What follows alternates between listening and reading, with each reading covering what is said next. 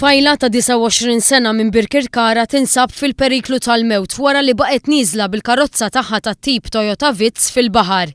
L-inċident seħħ l-ħabta tas-7 ta' dalgħodu qrib il-ġnien tal-Gżira.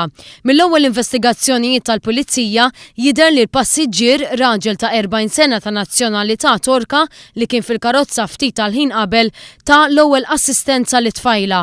Huwa mifhum li hekk kif ir-raġel niżel mill-karozza ra li tfajla tiġbed lejn il-baħar u baqgħet nieżla bil-karozza b'kollox. Immedjatament ir-raġel qabeż il-baħar imma minħabba l-viżibilità ħażina ma setax jara.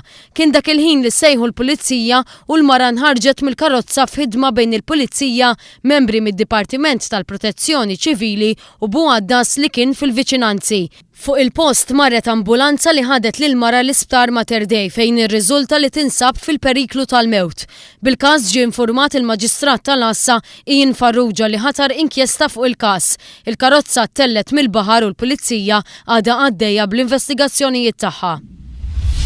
Għal-ħabta ta' 9:30 tal-bieraħ fil-għaxija l-Pulizija ġiet infurmata li fil-limiti ta' Ħalfar seħħ inċident u kien hemm xi persuni feruti. Il-Pulizija marru minnu fih fuq il-post fejn hemmhekk ġiet innotata kommozzjoni u konġestjoni ta' traffiku.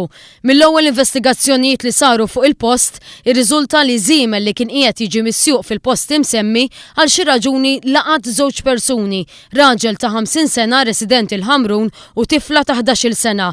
Is-sewwieq ta' żiemel raġel ta' 32 sena residenti ħal-Qormi u żewġ persuni mill-Quta ittieħdu l-isptar Mater Dei għal kura medika. Aktar tard irriżulta li r-raġel ta' 50 sena u t-tifla ta' 11-il sena jinsabu fil-periklu tal-mewt, filwaqt li r-raġel ta' 32 sena ġarrab ġrieħi ta' natura ħafifa. Il-Pulizija għadha għaddejja bl-investigazzjonijiet tagħha dwar dan il-każ.